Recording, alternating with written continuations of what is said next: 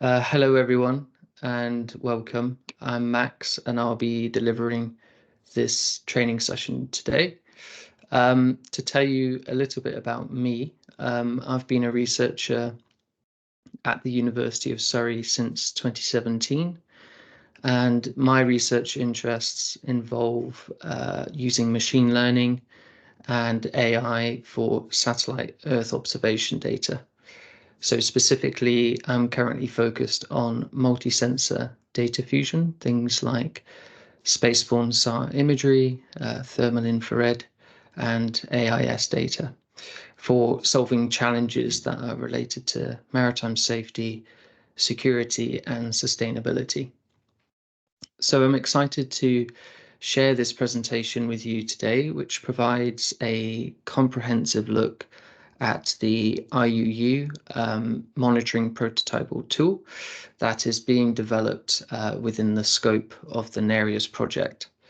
So overall, the presentation should, including the Q&A, should take around 1 hour to complete. But just to give you some quick context, the United Nations Development Programme, the UNDP, launched its second cohort of ocean innovators in 2022 in order to develop new technologies and approaches to reduce and prevent illegal, unreported, and unregulated fishing, IUU fishing, as well as other destructive fishing practices.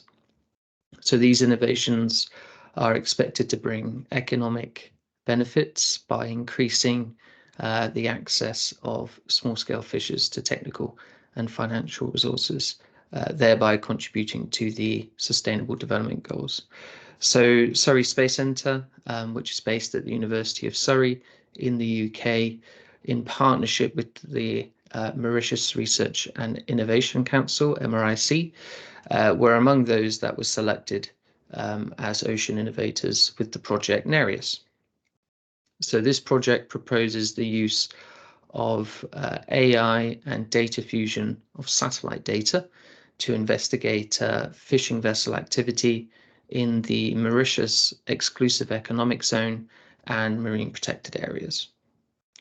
Okay, I'm going to briefly switch my camera off just to preserve bandwidth, and I'll turn that back on at the end of the presentation. So let's get started. So we'll begin by looking at the contents of today's presentation. So the first thing that we have here is learning objectives. So here we'll clearly define what you, the trainees, should be able to know or do by the end of the session. And this will hopefully give a clear roadmap for the session. We'll then cover some background and context. So before diving into the NEREUS tool and project itself, we'll provide a brief background on anomaly detection, its importance, and where that fits into the NEREUS project. And this will set the stage for why we're learning about this tool in the first place. I'll then come on to introduce NEREUS, and I'll provide a comprehensive introduction to the tool, including its purpose, its development history, and its unique value proposition. I'll then cover the key workflows that make up NEREUS, and I'll walk through each of those step by step.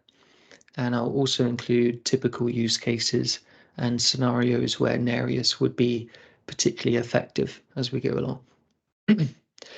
Next, I'll briefly cover the innovation and the value added from the tool, future developments, so outline the roadmap for NEREUS and let you know about the future of the tool.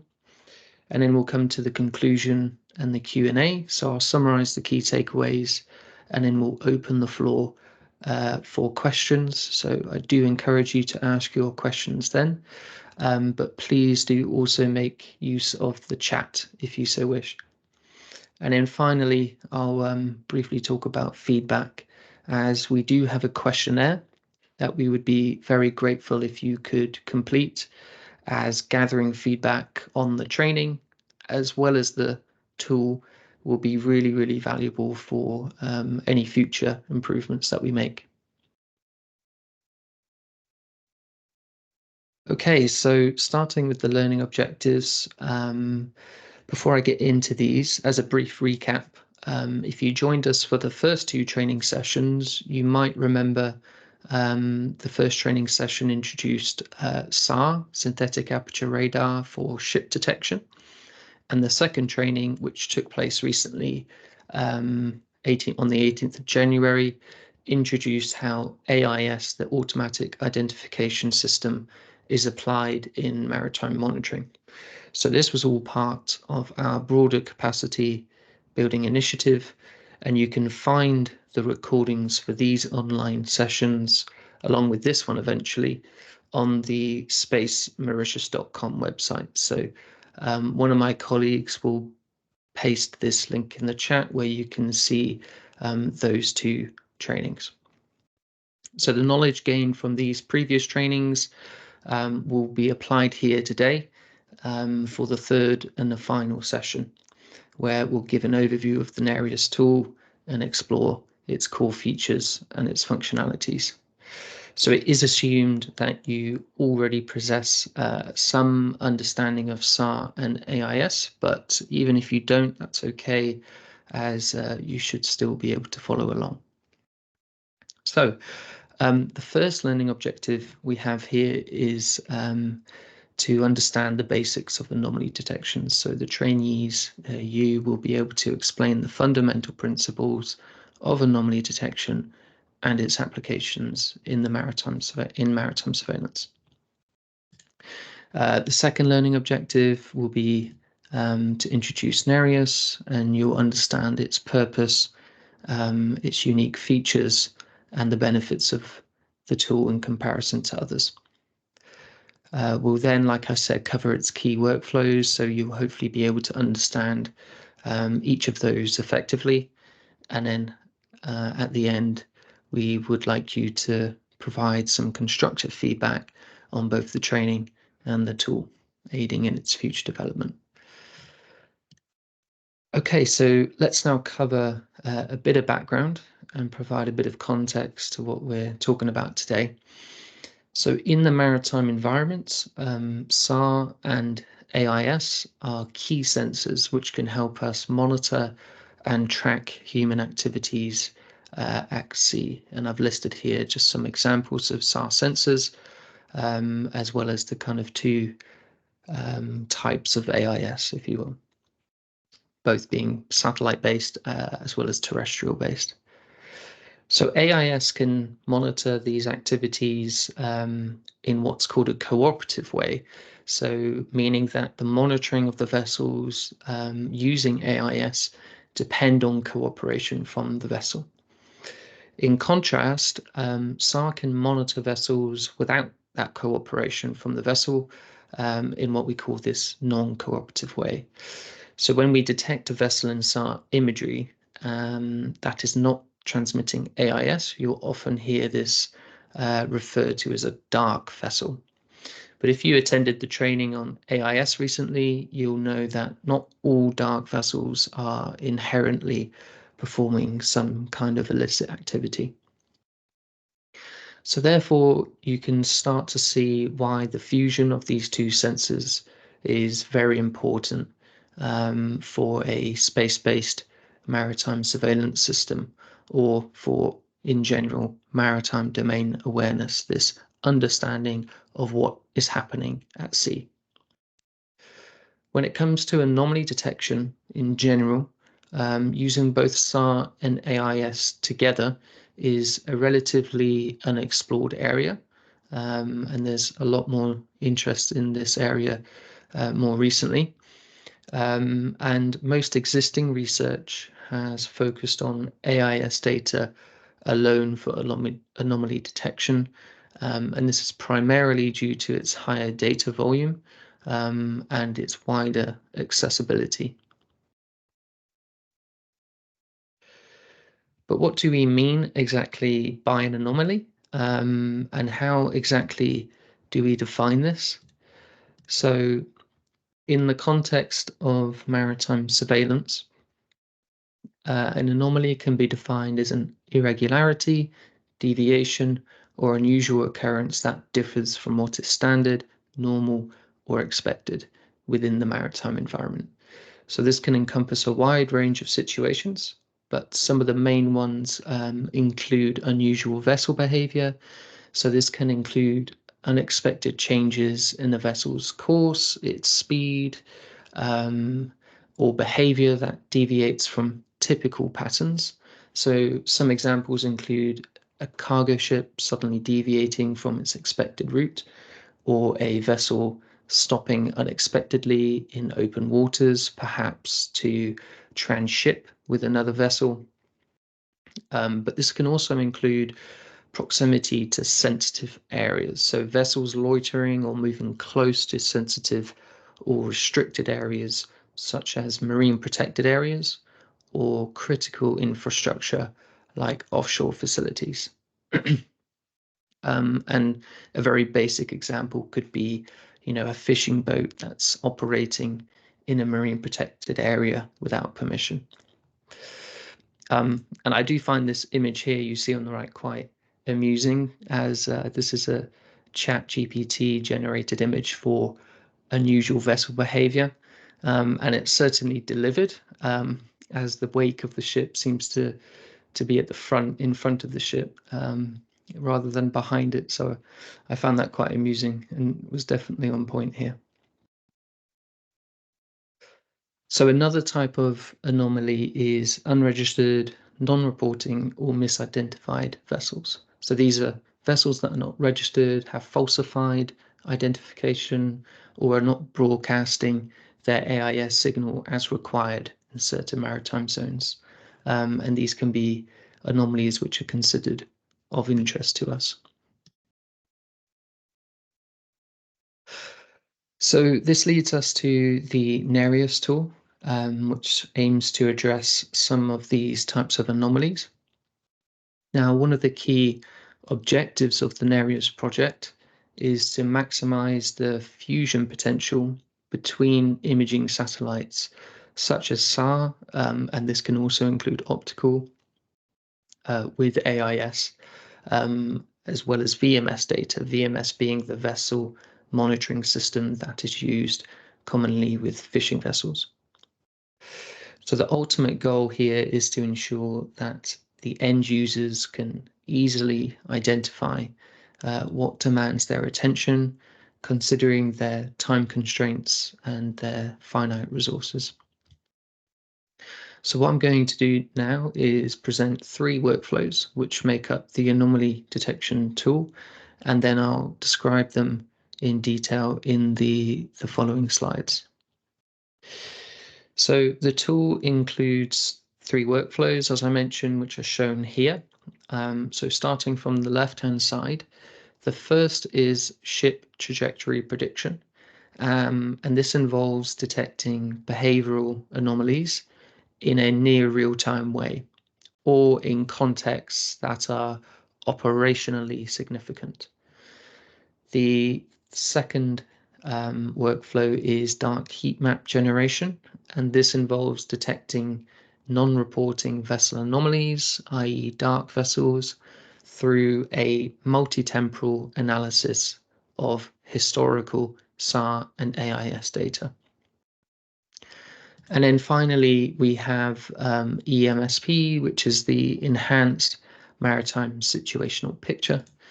And this involves detecting non-reporting vessel anomalies, similar to the dark heat map generation workflow that I just said, but in a near real-time way, as opposed to a historical analysis or offline regime. So starting with ship trajectory prediction, as I said, this is a near real-time or operationally relevant anomaly detection workflow that is primarily intended for integration into satellite-based tipping queue services. So what I'm going to quickly do is click on this link. In order to do that, I need to quickly stop sharing and to share my web browser, so bear with me. Hopefully you should be able to see that. So this is one platform, Skylight, which have a fully automated tipping queue service, and this is demonstrated through each of their milestones, cost savings compared to standard patrols, and can be used to kickstart the enforcement process. But to give you an idea, when they come to looking forward, the article mentions that the highest demand is, they mention, for queuing optical imagery after dark or non-AIS transmitting vessel detection from sources like synthetic aperture radar satellites. So they mention how the task is more challenging when vessels are less likely to stay in the same place compared to fishing and transshipment activities. So this is kind of what we want to address, and I'll just quickly come back to the presentation.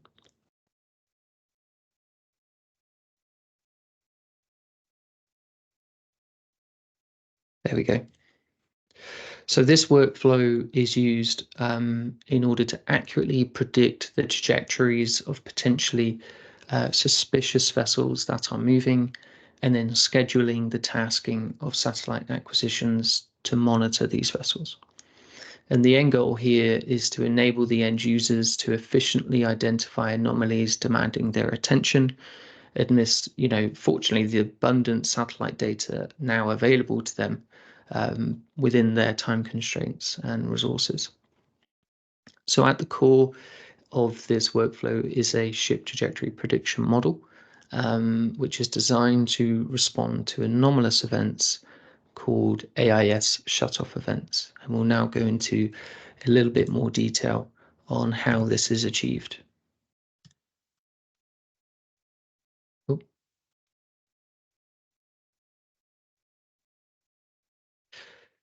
So this is how this workflow is intended to work. The ship trajectory prediction model is designed to respond to these AIS shutoff events that I've mentioned. And these types of events signify the absence of AIS transmissions for some predefined duration. So it could be there's been no AIS transmission for 30 minutes or something. So we would class that as a shutoff event. Alternatively, the model can also respond to vessels exhibiting suspicious behavior that have been selected by the user themselves. So the model takes where's my laser pointer? There it is. The model takes the ship's trajectory leading up to that shutoff event as an input, and then it generates a trajectory prediction for some user-defined period. So this could be something like 2.5 hours into the future that we're forecasting. Next, an assessment of the predicted trajectory is done through what's called a contextual analysis. And this results in a risk or a priority level being assigned to that vessel. And then if certain risk thresholds are exceeded, this then triggers the satellite tipping queue actions. And then finally, depending if AIS from the vessel is reactivated, we can then perform a subsequent analysis. So for instance, if the AIS data is available, it gets reactivated, then we can associate that vessel with the optical or the SAR ship detection results. And we can also perform classification. In contrast, if it does not reactivate and it continues to be unavailable, then we can only perform the classification.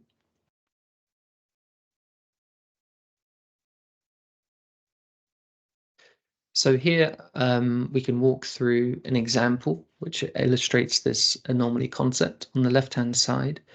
So step one is where the shutoff event happens.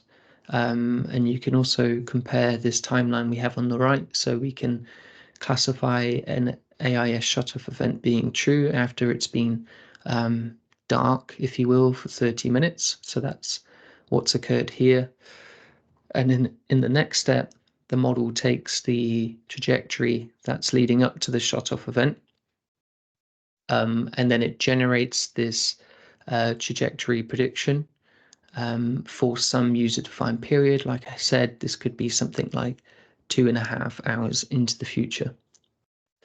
And the model itself is, a key stage within the workflow. And for those that are interested in the technical side of the model, it relies on a deep learning network called a recurrent neural network. And these types of networks have traditionally been the preferred choice for tasks of this type of nature, especially in the context of safety and collision avoidance. So in step 3, a contextual analysis is performed. So for instance, if the predicted trajectory here is expected to approach other dark vessels or areas such as marine protected areas or heat map dark hotspots, which have been identified from the historical analysis, and I'll go into this in more detail next, then the vessel is designated or marked as a high priority anomaly. And all these examples are kind of represented here by this red hexagon. And then in step 4, further actions, like I said, are taken in response to this anomaly if it's been designated as a high priority. And this can involve satellite tasking as well as on-ground investigation. And on the right-hand side here, we kind of see just a simple example of the tasking timeline for all of these steps which I've mentioned here.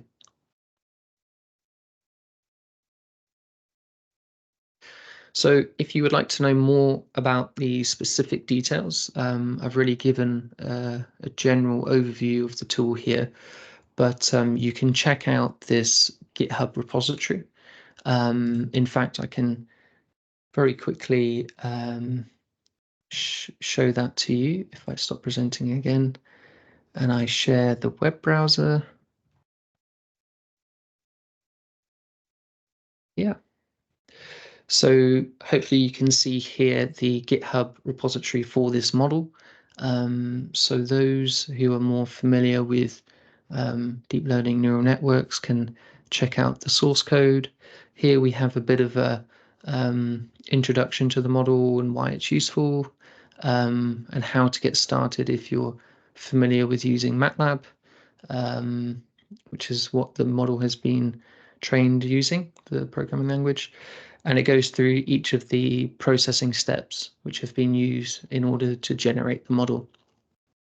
And it gives details of the model here, which I've kind of glossed over in the presentation. But if you want to see more information, including some other results, please do check out the link, and please feel free to leave feedback on the GitHub repository. Okay, I'll quickly now share again presentation.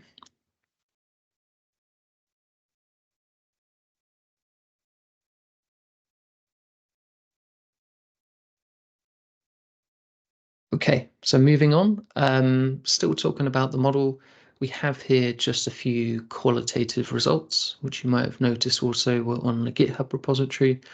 It's important to emphasize here that we have nearly 2,000 output results available, but only 7 are displayed here for the sake of clarity. So we can see in most cases that the model demonstrates its effectiveness in predicting movements, and these are for 2.5 hours into the future for common types of motion, including some turns and things like that. And we know this because there is good close alignment between the model's output, which is shown in the yellow, and the ground truth data, which is shown in orange. So interestingly, if you look at this in the bottom right corner, you'll see even in situations where the data we think has errors, the model is still capable of predicting sensible predictions. So in this example here, this is a cargo vessel, And we think the reason why we think this could be an error, why the target, the orange ground truth data might be an error, is because it's pretty rare for a cargo vessel of this size with such large inertia to make such an abrupt maneuver. So this also got us thinking that alternatively, the model could be used to also be used in the situation where the model could detect abnormal tracks that deviate from what we consider normal or the expected normal trajectory. So yeah, that was interesting to see or observe. So here we have a specific real-world example to demonstrate again the model's performance, the ship trajectory prediction model's performance. So in December 2022, a fishing vessel was left stranded on the reefs of St. Brandon, which is located, Mauritius is here, and this incident occurred just northeast of Mauritius. And the model analyzed the historical AIS data from this incident to essentially determine if we could have offered any predictive insights. And this figure displays the outcome, indicating that the model could have successfully predicted the fishing vessel stranding about 2.5 hours before it occurred. So this suggests that in an operational scenario, we think that the model could have identified the vessel as high risk and then alerted the relevant authorities in time for them to respond. You'll see here that we have a spotlight mode SAR image, and this was taken about 2 weeks after the incident. And essentially this image here just helps us to illustrate how the satellite tipping queue service is envisaged to work. So this is the kind of output that I guess we would expect once the model is up and running in a live way.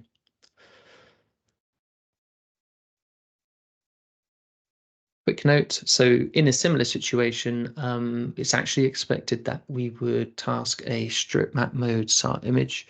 And this is demonstrated here by the comparison with the spotlight mode image. So you can see that there's a lot more coverage at the expense of, a bit of spatial resolution. So that just gives you a good idea of how this is intended to work. Okay, so the next workflow that we're going to talk about is the dark heat map generation workflow. So this involves detecting non-reporting or dark vessel anomalies through a multi-temporal analysis of historical SAR and AIS data. So this workflow generates a higher level product which identifies regions where frequent discrepancies between the SAR and the AIS data are observed. So specifically, you can see here density maps or heat maps are produced, which show both the magnitude and the scale of dark ships, those which are non-AIS transmitting. So in other words, a multi-temporal analysis of the satellite data is carried out to reveal areas where frequent mismatching between the datasets occurs. And we call these areas dark hotspots.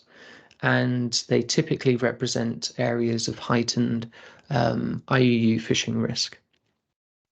So this is an early example where we validated the methodology. You can see an example here in the English Channel where Sentinel-1 SAR products were used.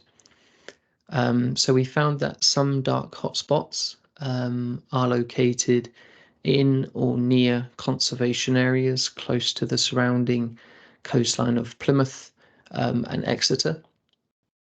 And this region had over 7 times the average number of dark vessels.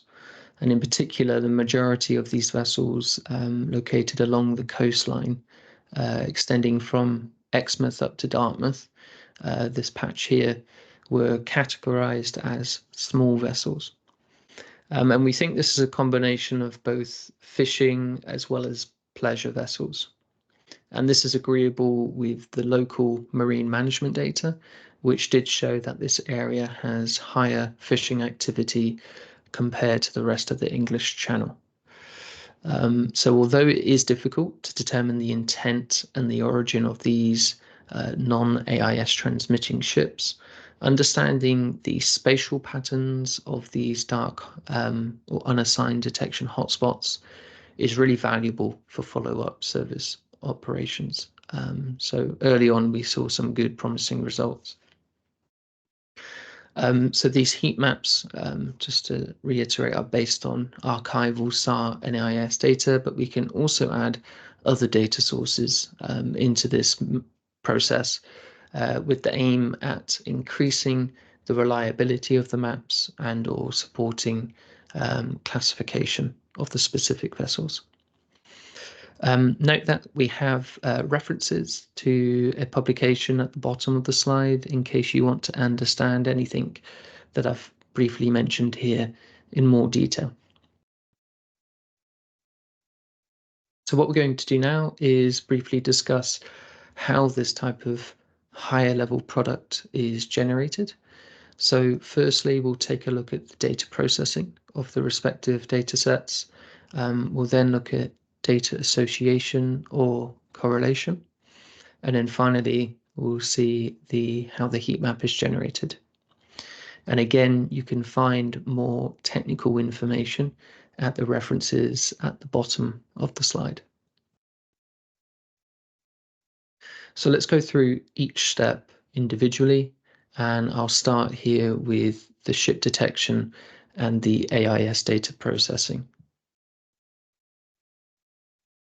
So firstly, a constant false alarm rate detector is used for ship detection. So this is a very well-known algorithm, which is still used in the field of SAR ship detection, among a lot of other techniques that involve deep learning, neural networks, and other types of detectors.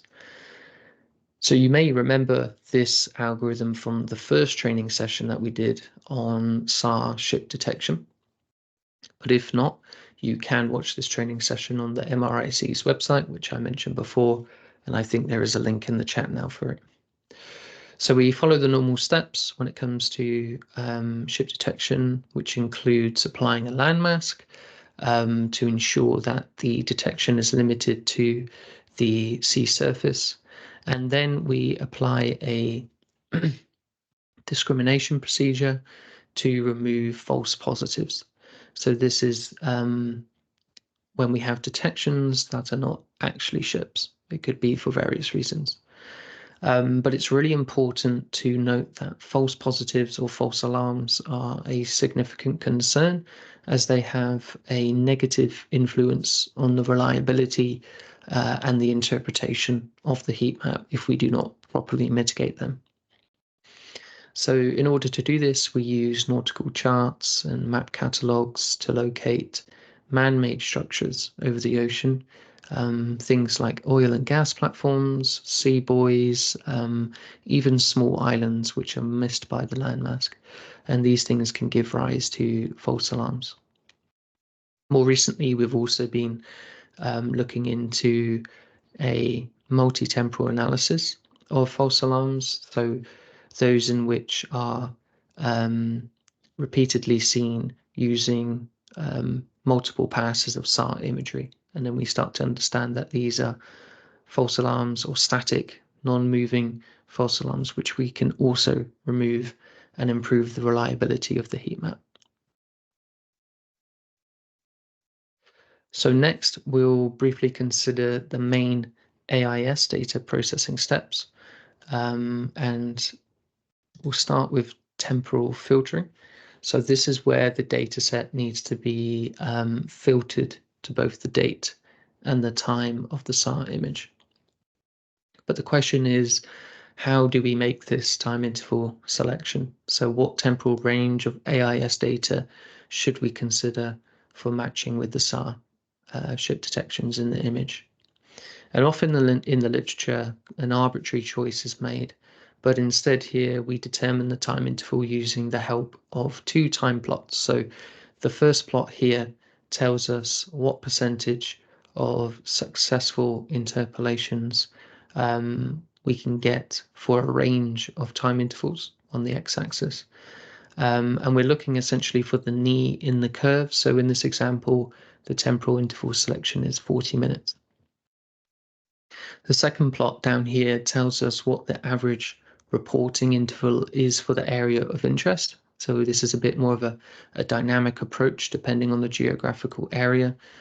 This is really important because ships often do not comply with the technical standard, and so their reporting interval will vary quite greatly depending on where they are in the world. And by using these two plots together, we can then choose an optimal time interval for the data association procedure.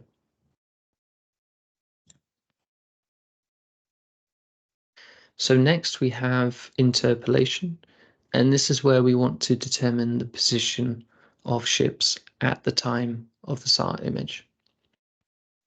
So this is actually carried out based on the trajectory type.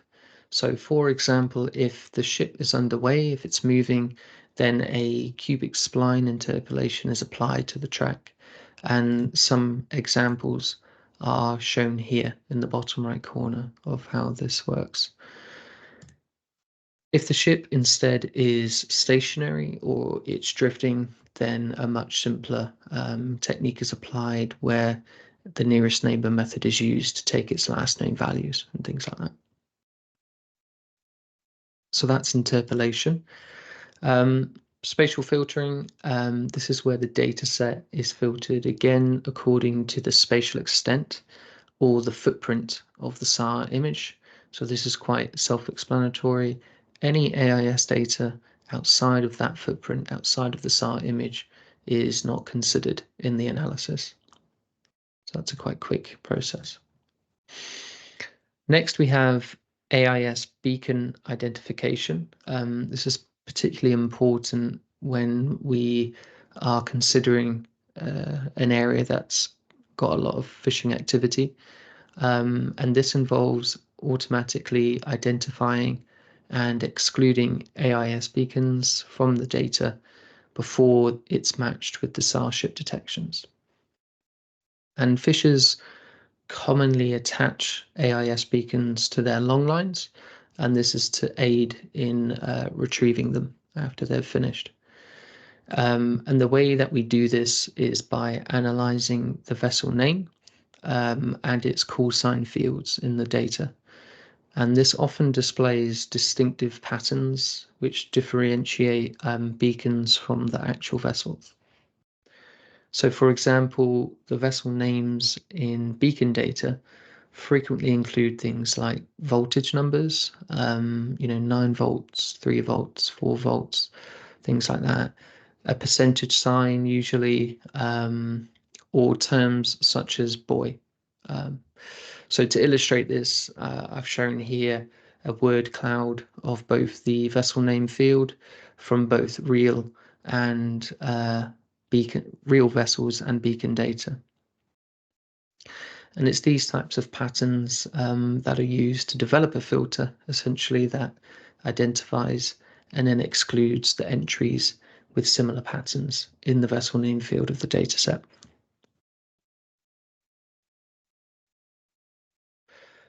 And then finally here we have cross-checking or data resolving, we sometimes call it.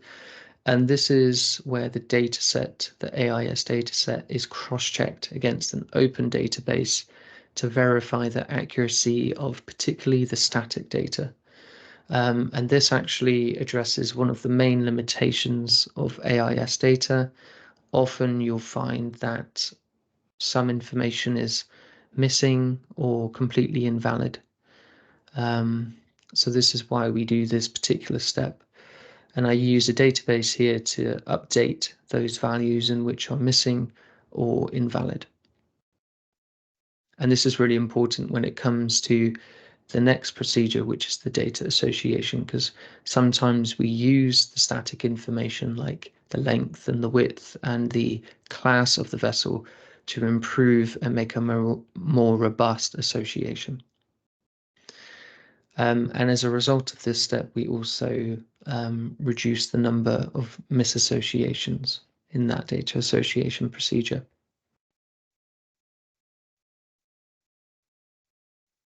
Speaking of data association, this is carried out using a rank-ordered assignment technique, and this provides a robust match between the data, which is initially based on the geographic distance between the SAR and the AIS data. So in other words, this technique, it returns not only the best or the most optimal AIS to SAR assignments, but it also provides us with the second, the third, and in general the K best assignments, where K can be any whole integer that we select.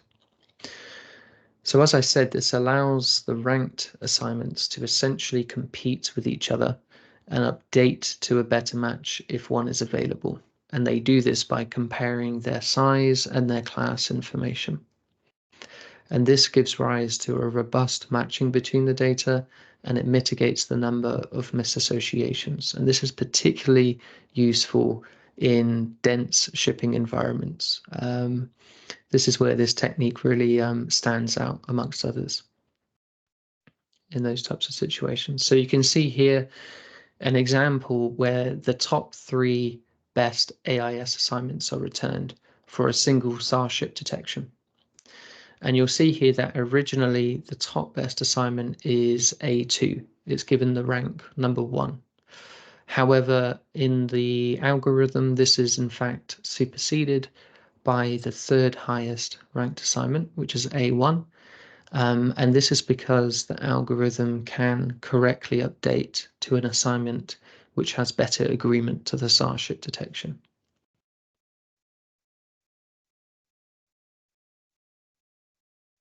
And then finally, we arrive at the density map generation, where we apply a kernel density estimation to the dark vessels or the unassigned SAR ship detections. So interestingly, this method is commonly used in crime mapping. This is where the inspiration came from. And this creates a smooth surface of the variation in the density of point events that, across an area, those point events being the dark vessels. And we found that this approach is particularly well suited for understanding spatial patterns that are associated with hotspots of these dark vessels. So in brief, this method begins by applying a fine grid over the point distribution, and that point distribution being the dark vessels. And then next, a moving function, which is kind of signified by this hemisphere here, of some kind of radius, visits each of those grid cells, and it calculates a weight for each point within its radius. It's called a kernel. So points closer to the center receive a higher weight, and it contributes more to the cell's density value. And this is where you'll see in the map things appearing hotter, like here. So the methodology that I've just described was applied to the exclusive economic zone and surrounding high seas of Mauritius.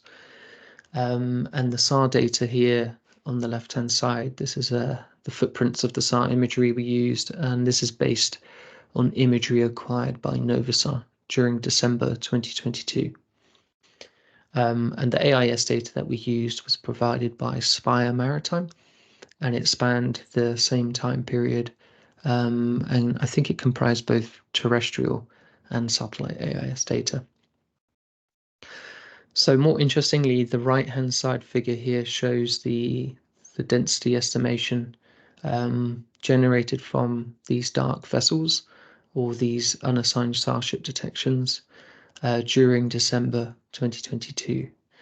And the way to interpret the map legend is as this region has X times, depending on the legend, the average number of unassignments or dark vessels. So the effectiveness of these density maps is highlighted here with a quick comparison with a map provided by Global Fishing Watch. So this on the left-hand side shows the overall fishing effort across various gear types, represented here in green, within the study area for a 3-year long period. And this map is based exclusively on AIS data from the Global Fishing Watch platform. So notably, the right-hand side figure here reveals a substantial concentration of dark hotspots in particularly the southeastern corner of the study area for this particular one. And this is a significant observation, as it really does contrast with other maps which we've seen that can indicate minimal fishing activity in that same region. So this shows how the dark heat map generation workflow is effective in revealing new and intriguing patterns in and near the Mauritian economic zone that were previously unknown. And really the results here emphasize, SAR's capability to not only confirm the presence of such vessels, but also assess their scale. And this underscores the valuable role of SAR technology in maritime surveillance, and particularly in scenarios where vessels deliberately avoid transmitting AIS signals. Okay, the final workflow that I'm going to talk about is the EMSP, and this involves detecting non-reporting vessels, just like the dark heat map generation, but in a more real-time way, near real-time. So here is just an example, and this workflow, like I said, is designed instead for near real-time, or is meant to be operationally relevant. So this uses the exact same processes as those in the dark heat map generation workflow, but without performing the historical analysis, that multi-temporal analysis on the SAR and AIS data. So in this way, essentially the dark heat map generation can be switched to both a near real-time mode or a historical mode, depending on which is needed. So in other words, rather than conducting this historical analysis, this type of product provides an immediate snapshot or operational picture of the discrepancies between the SAR and AIS datasets as soon as that data is acquired. And there's a strong overlap, as you might be able to tell, with the dark heat maps, as this workflow does employ the results from the dark heat maps to guide new acquisitions of satellite data. And this figure here kind of explains that in a bit of a better way. So it's really important to highlight the connections among the three workflows. So notably, as I've just said, the dark heat map generation workflow plays a really key part in the other two that I've covered. And this is shown here by the dotted grey lines. So firstly, it contributes to the ship trajectory prediction workflow, as it serves a really important part of the contextual analysis. So for example, when a vessel's predicted trajectory is expected to approach or intersect with a heat map dark hotspot, which has been identified from the historical analysis, then that vessel can be designated or marked as a higher priority anomaly.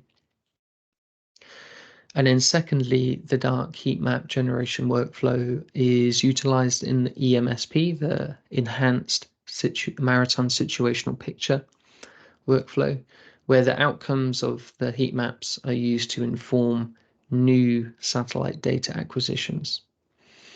So this can include producing monthly, annual, or seasonal heat maps to identify regions that are perhaps more susceptible to illegal, unreported, and unregulated IUU activities. And then next, satellite missions can be tasked in these high-risk dark zones in order to gather new data and new insights. And then these latest EMSPs can then be analysed and then cross-checked against previous dark heat maps to provide insight into perhaps the latest maritime movements and if there are any emerging trends.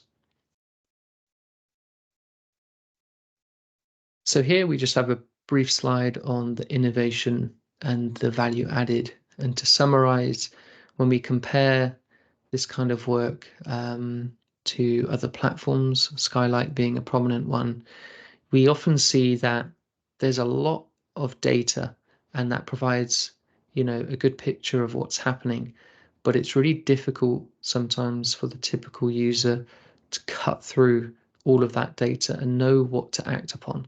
So on the right hand side here, this is showing those AIS shutoff events in just a 72-hour period. So with the heat maps and the ship trajectory prediction, all these workflows, we want to push the analysis towards this higher level of inference and provide the end user with what is, the most important information to act on. And in short, we see a lot of data to analyze, and for that typical user, we just want to give them the most pertinent information. Okay, so to summarize, and looking at the key takeaways here of this training, we've provided an overview of the IUU monitoring prototypal tool under development in the NEREUS project. We've described the tool's 3 distinct workflows at a very high level, along with some corresponding results, and demonstrated through real-world data. We've seen good performance, and hopefully we've been able to showcase the benefits of the tool.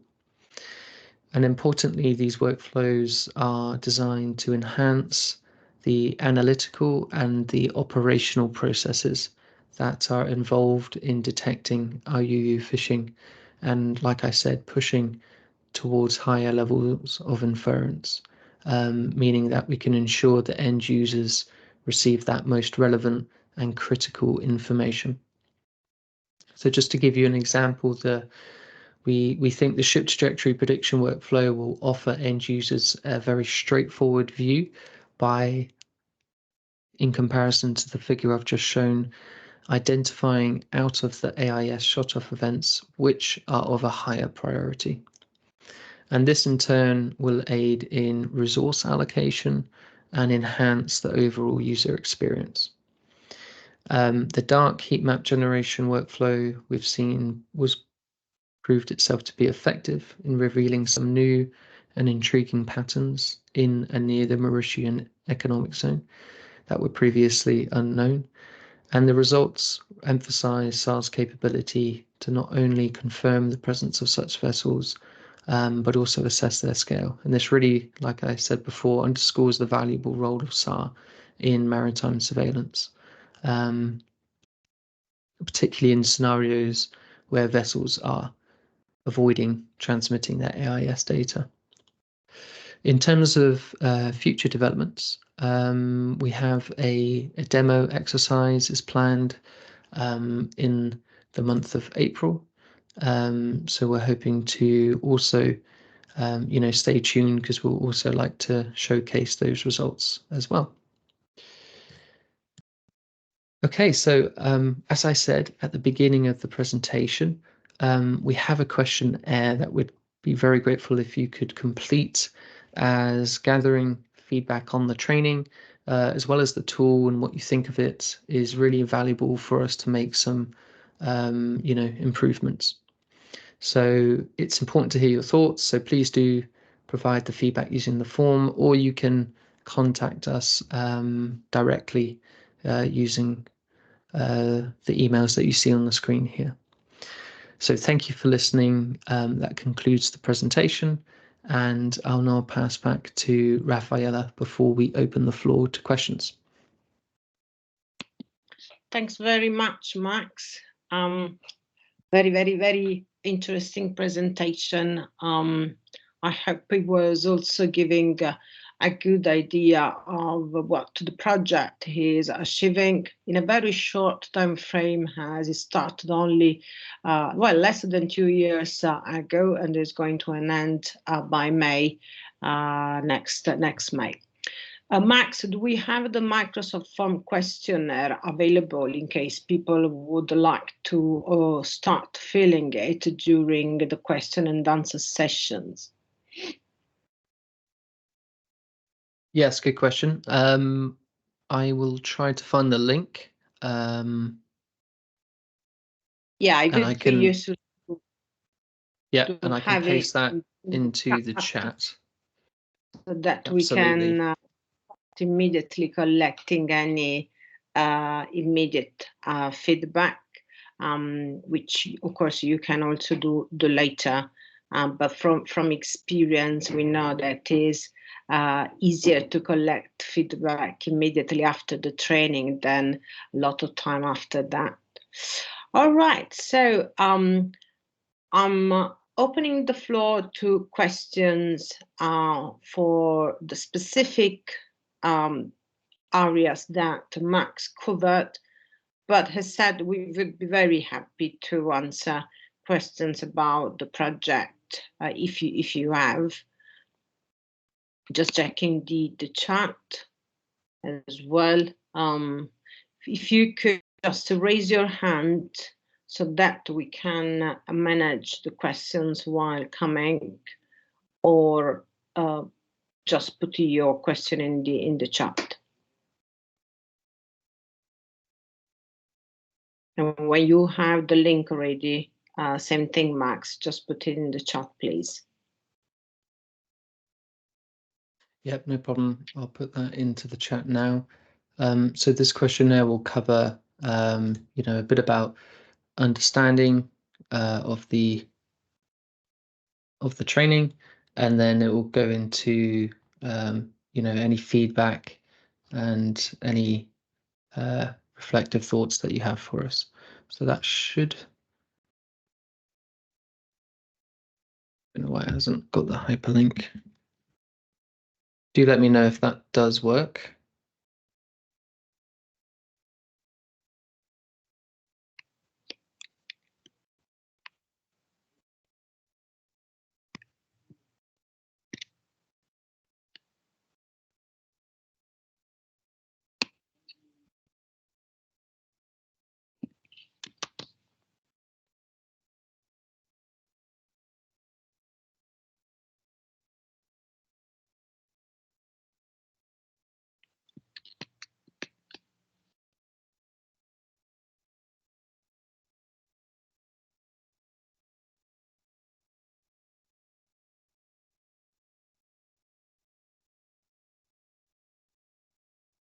It does work on my side. So we do have a question in the chat, Max, from Jaya Prakash. How does NEREUS address concerns related to privacy and data security, especially considering the sensitive nature of maritime surveillance? Would you like to take it, Max, or shall I start? I think maybe we. The only thing I would say is it's a very good question, and it does depend, I think, on what kind of data you're using. Because, if we're using AIS data, which is open, and there are less restrictions on it compared to something like VMS data, then yeah, there needs to be a lot more needs to be taken into account, and that's something that we are currently working with, trying to access that VMS data. Rafaela, have you got any insights to share on that one? Just wanted to add to what you said in the given the reference to NEREUS. So in the project, the way we are running the project at the moment, the information we are collecting, the idea is to pass all the information to the relevant authorities for any action they might want to take. So we do not use the data ourselves for any decision, as you can imagine. Or any other aspect of the project, we have a lot of attention to the privacy, to the data privacy policy, even the data for attendees in the training, they are used with a lot of caution. But I mentioned that the question is specific to the use of satellite data. So the use of the satellite data, some are available for purchase, so there isn't really a specific privacy policy on that.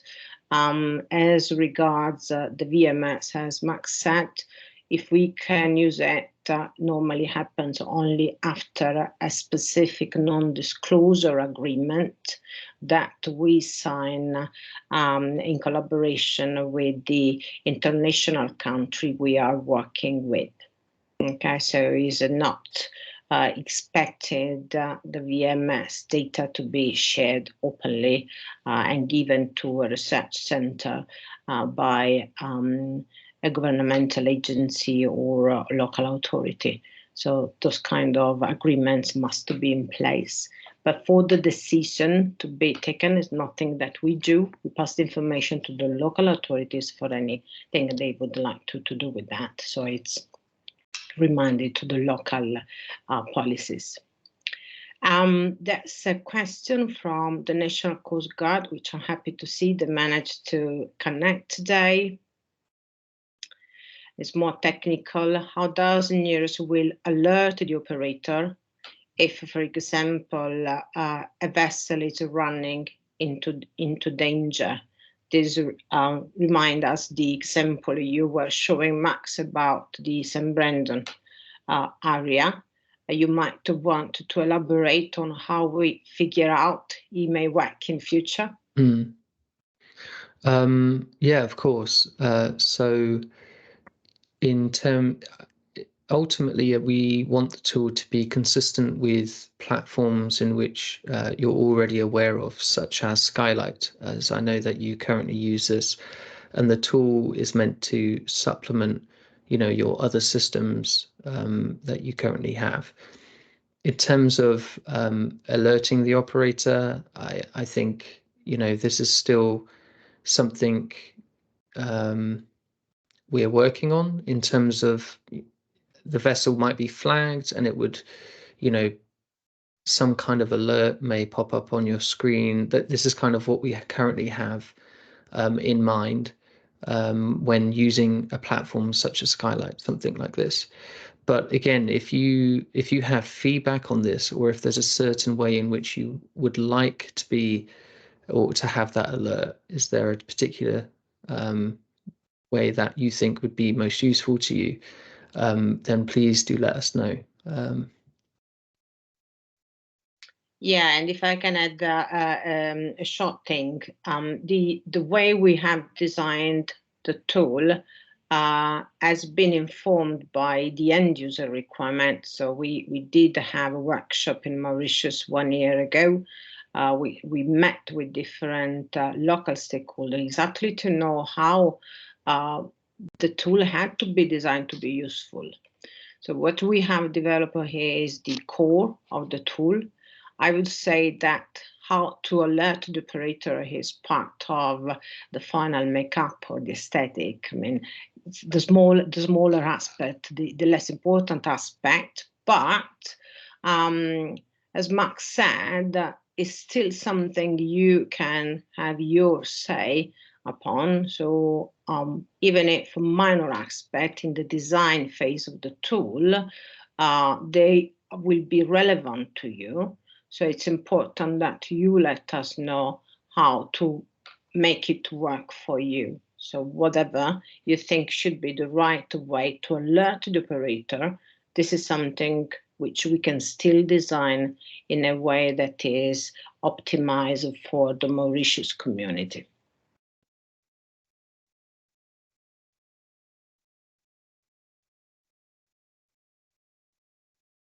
There's another question from Carlo. Thanking Max for the super interesting talk. Thank you, Carlo. I have a few questions. Why S-band SAR versus C-band SAR? Is there an open source search engine notebook to replicate some of your workflows? Is there any alternative to commercial data such as Skylight? Shall I start? I can start with the first one. Absolutely, yeah. And yeah, so that we share the questions. Thanks for the questions, Carlo. When we started the project, we were blessed with a lot of data, SAR data from different data providers. We had tested a couple of options. As you can imagine, when you work in a specific area, you need to check what is the coverage in that area.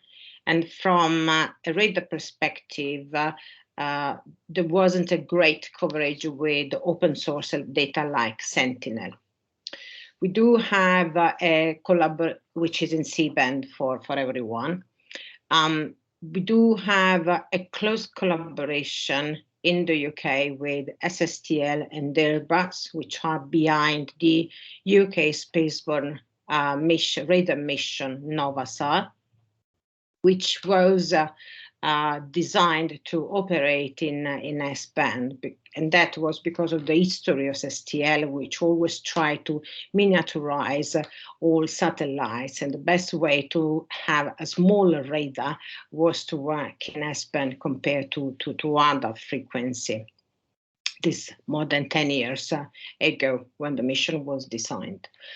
So we do receive in-kind data from the NOVASAR mission. So NOVASAR is covering the area quite on a daily basis during some periods. And these data are provided free to us and to the Mauritius Research and Innovation Council. However, as I said, not actually as or sees the preference.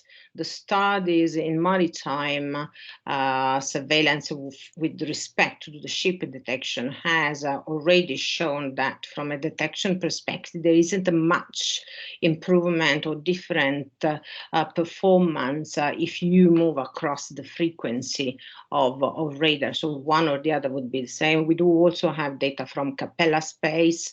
The spotlight image in St. Brendan was a Capella space dataset. We have data from the Japan Aerospace Agency, JAXA, so ALOS data. So you can use whatever you wish. The way we have worked to secure large availability of data was to rely on NOVASAR data, and that's the reason why S-band more than other frequency in this particular case, but there's no limitation. Max, would you like to, you probably cover a little bit, maybe you can recall the GitHub or, yeah. Yeah, in terms of open source Earth Engine Notebook, so I've put into the chat a couple of links to some of our workflows that I've mentioned today. In terms of, we are moving to translate the code to something like Python and generating some notebooks to make it easier for the community to get involved and provide feedback and improve and iterate on these things. So that's a work in progress. But if you would like to see some of the methods that I'm using, please do look at the GitHub repositories. These are public repositories that anyone can kind of look at and take a look. Is there an alternative? I've also attached a reference which might also be useful to look at in terms of understanding some of the workflows better. And then finally, is there any alternative to commercial data? Is there any alternative such as Skylight? Is that in reference? Skylight is a platform that we do understand is open. You do not really have a fee to pay to use a platform like Skylight or Global Fishing Watch, but of course the coverage of some areas in terms of data might be limited. You might maybe give some suggestion about, if I interpret correctly, the question about the use of AIS data, maybe where they can find some AIS data to play with. Yeah, so platforms such as Global Fishing Watch and Skylight, their AIS data, I think Global Fishing Watch now allows you to download some of the AIS data. They have pretty good coverage when it comes to AIS, but they're both currently using, in terms of SAR data, Sentinel-1. So depending on the geographical area you're interested in, there may or may not be good coverage in terms of that. But you can download that type of data from the Copernicus Open Access Hub. That's where you can find Sentinel-1 data. In terms of other kinds of AIS data or platforms, the US Coast Guard, I know, has freely available AIS data. That's where I would recommend anyone to go to have a play if they want to download some AIS data and generate models and things like that. I can quickly find a link for that too. Yeah. Maybe in the meantime, I can start taking the next question, some of the next question. One is from Aditya. Thank you, Max. About the possibility for the tool to be utilized, extended in future for search and rescue operations. Well, yes, actually. We started this project with the specific application of illegal, unreported, and unregulated fishing. But I think the same is all the area of trajectory predictions and the example of St. Brendan clearly show that search and rescue operations are quite automatically included. There might be the need for some adaptations, some changes or use of data, different use of data, but it's absolutely possible. There are a few more questions from Jaya Prakash. What measures are in place to ensure the performance and reliability of NEREUS, particularly in challenging environmental conditions or during periods of high activity? Would you like to comment on robustness Sure.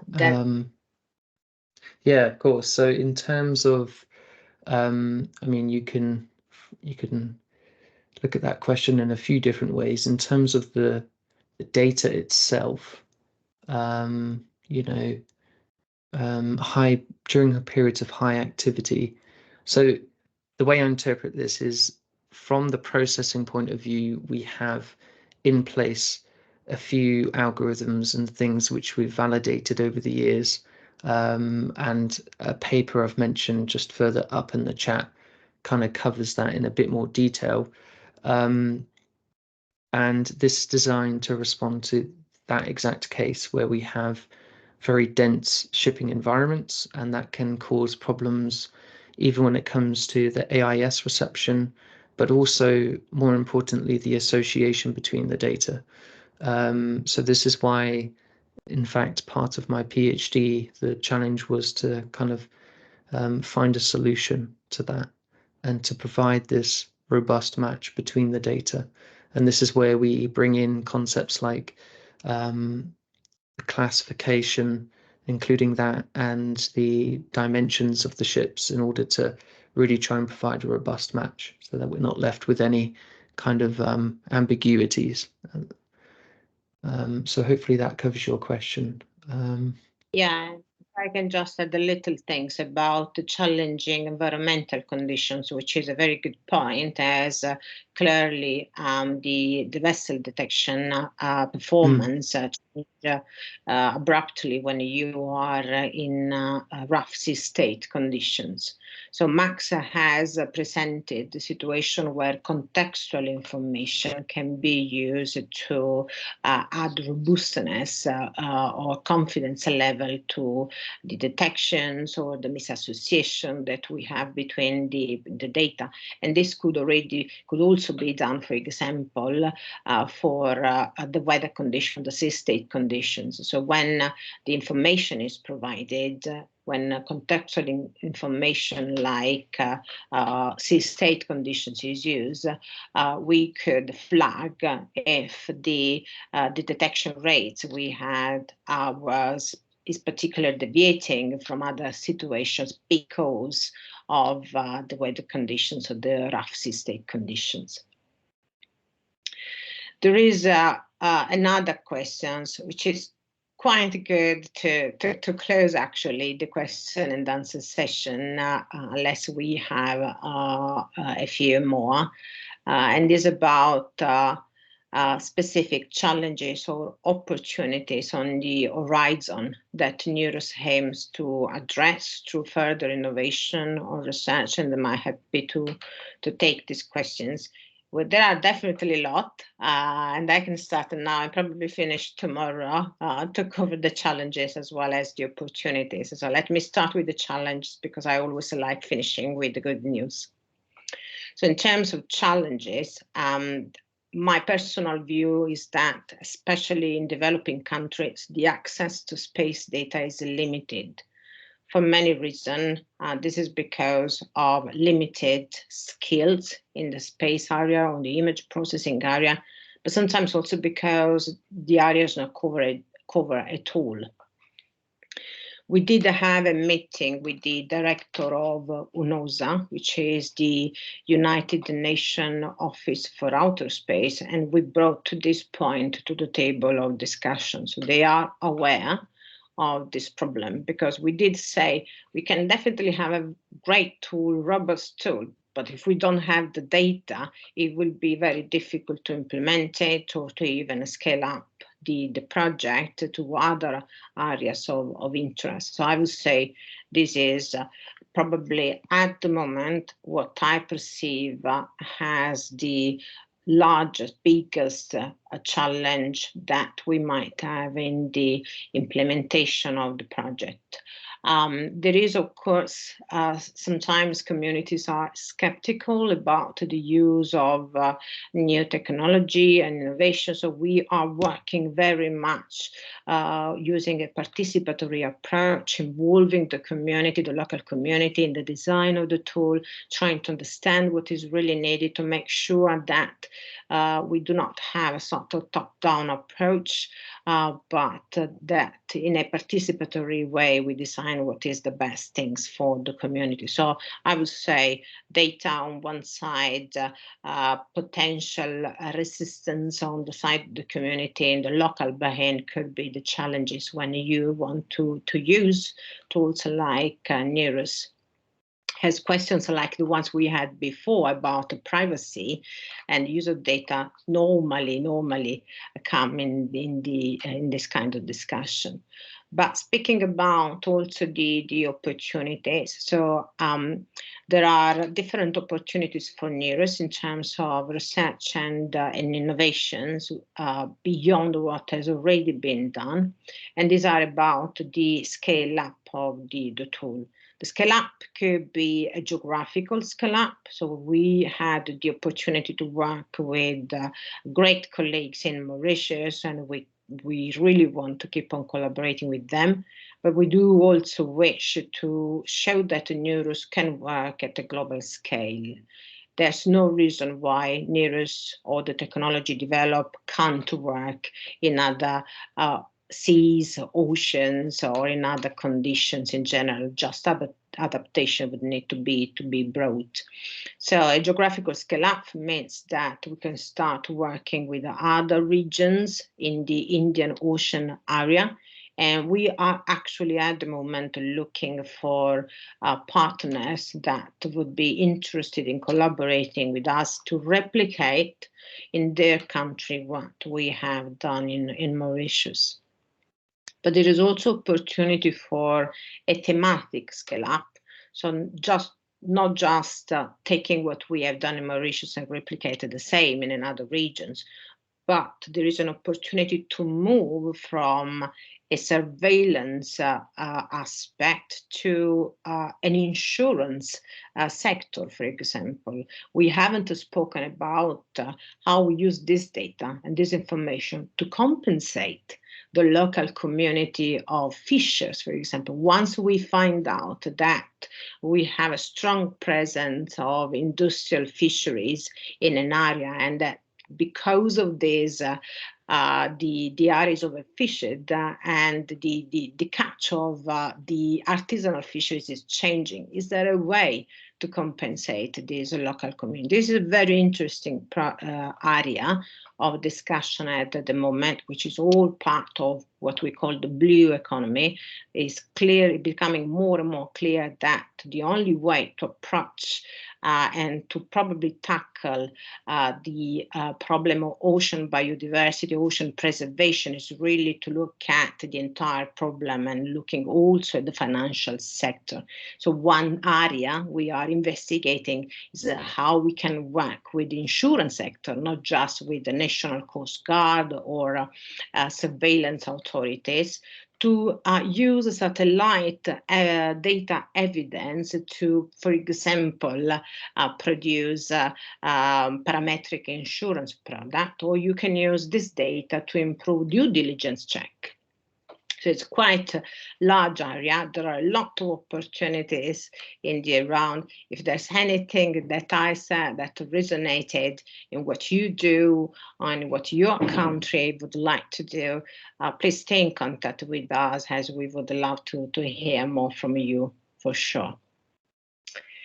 Okay, I think we have covered all the questions. I'm quickly going through the chat again just to check I didn't miss any other question. I think we are okay.